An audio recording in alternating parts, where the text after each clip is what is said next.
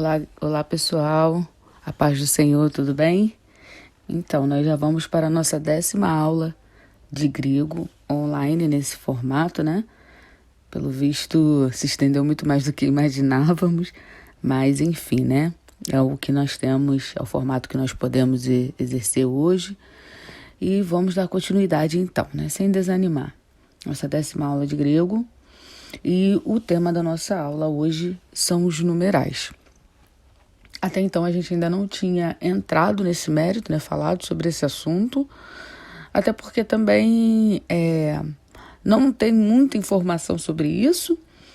É um assunto que se esgota rápido, então a gente vai falar um pouco hoje, talvez um pouquinho mais na aula que vem, ou enfim.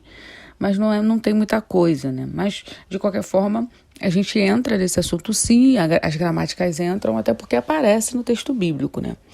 Obviamente, esse texto que nós temos hoje, por exemplo, se você adquirir um Novo Testamento em grego, você vai perceber que já vem dividido em versículos, tudo bonitinho, usando os nossos números, né? Os números que nós usamos na atualidade. Mas, é claro, na antiguidade não era esse formato, até porque durante muito tempo os números eles não tiveram símbolos correspondentes, né?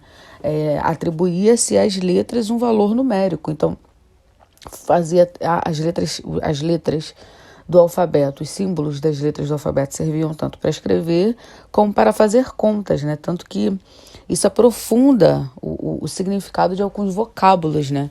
Alguns historiadores, estudiosos das línguas vernáculas, eles retiram das palavras um significado numérico também, o que amplia muitas vezes a mensagem que o autor queria passar, porque ele escrevia uma palavra querendo tanto expressar um significado gramático dela, né, da gramática, também querendo expressar um significado numérico. Então, isso enriquece muito os textos vernáculos, né?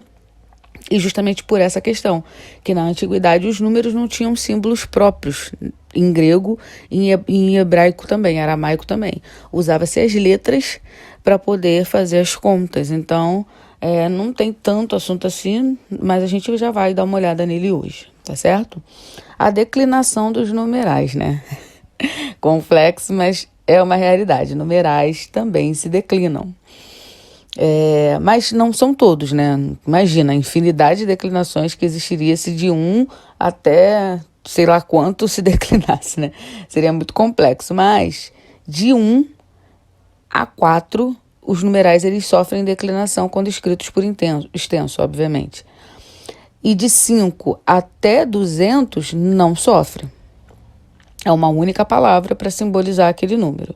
De 200 em diante, ele volta a sofrer declinação. Então, é meio complexo isso, mas, assim, dos números ali mais usuais, né, digamos assim, só do 1 ao 4 que vai sofrer declinação.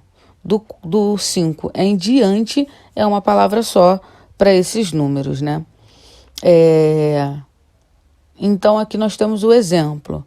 Pentdoulos, 5 escravos. Daí vem o penta, né? Por exemplo, que a gente ouve tanto, né? Em época de Copa, por exemplo, né? O Pentateuco, 5, né? No grego. E aí o doulos, douloi, que é o douloi plural, nominativo plural masculino, 5 escravos. E doulai, 5 escravas. Note que a forma pente é tanto para o masculino como para o feminino, porque do 5 em diante não se declina, não sofre declinação, não sofre alteração. É uma palavra só usada em qualquer caso e em qualquer gênero. Mas 1, 2, 3 e 4 sofre declinação. Então, o 1, 2, o 3 e o 4... eles vão ter essas peculiaridades. Vamos começar pelo número 1, né? O número 1 é o reis. Note que existe uma preposição eis e existe lá no verbo um eis também, só que tudo com espírito fraco. Agora a gente vai ter que se atentar para os sinais. O reis de número 1 é espírito forte, por isso a pronúncia é reis. E aí nós temos a declinação, né? Uma forma para masculino, que é reis, rena, renos e reni. e uma forma para feminino. Mia, mian, mias e mian. E uma forma para neutro. Ren, ren, renós e reni. Então, note que o número 1, ele vai acompanhar na escrita o substantivo ao qual ele está se referindo. Então, se for uma escrava, né, vai seguir o nominativo feminino singular, né? Óbvio, tudo é no singular. Então, ele sempre vai acompanhar o subjetivo. Se for de um livro, por exemplo, de um livro. Esse numeral, um livro, ele vai estar no genitivo, porque o livro lá vai estar no genitivo, e livro é uma palavra neutra. Então, de um livro é uma construção toda no genitivo. E aí seria renós, que é o genitivo, biblio, que é o neutro genitivo de livro, né? Bíblia. Então, observe que o numeral, o 1, e geralmente é um dos que mais aparece ali no texto, ele vai seguir a declinação e vai acompanhar o substantivo e o adjetivo do qual ele se refere. E aí, o número 2, já o número 2 e o número 3 é um pouco mais fácil. O número 2, ele é indeclinável, ele apenas tem um dativo, que seria aos dois. Então, tem a forma nominativo, que é duo, e tem a forma dativo, que é doce. Então, não é tão difícil, né? Nos outros casos, você usa a forma nominativa. Então, é uma forma só para nominativo, acusativo e genitivo, e uma forma diferenciada para dativo, que é o doce. Já o número 3, ele vai sofrer a declinação. O número 3 vai sofrer a declinação. Só que um pouco mais fácil que o número 1. Por que um pouco mais fácil que o número 1? Porque no número 1 tem uma forma para masculino, outra para feminino e outra para neutro. O número 3, ele tem uma única forma para masculino e feminino, que são essas daí que está logo na primeira coluna, 3, treion e trace, e tem uma outra forma para neutro, que é o tria, tria, trion e tris. Então, não é tão difícil, né? É um pouco menos de forma do que o número 1, tá certo? E o número 2, como eu disse, apenas essas duas formas, o duo e o doce. Já o número 4 vai seguir a mesma lógica do número 3.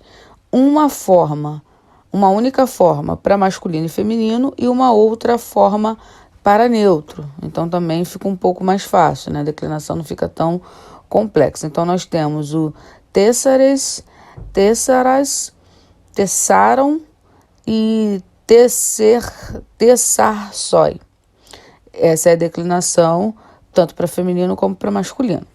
E temos a declinação neutra, que é o tessara, tessaron e tessarsoi. Então, e note que não tem uma lógica muito específica, né?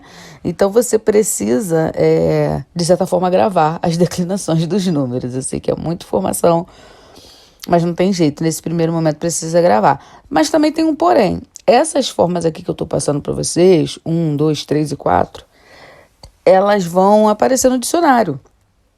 Então, assim, você está lendo um texto e aí aparece lá, 4 discípulos, não sei o que lá. Esse 4, se você não lembrar qual é a forma, você vai no dicionário e vai estar lá a tradução. Então, não fique tão preocupado assim, tão aflito, porque aparece a tradução para a gente. A única questão é que a gente precisa gravar como eles funcionam, como é o sistema de declinação deles, para vocês saberem que pelo menos do 1 ao 4 vai sofrer essa pequena alteração na terminação, porque pode ser que você veja em outro caso, que não é o caso que aparece no dicionário, lembrando que as palavras sempre vão aparecer no nominativo no dicionário, inclusive os numerais aparecem no nominativo.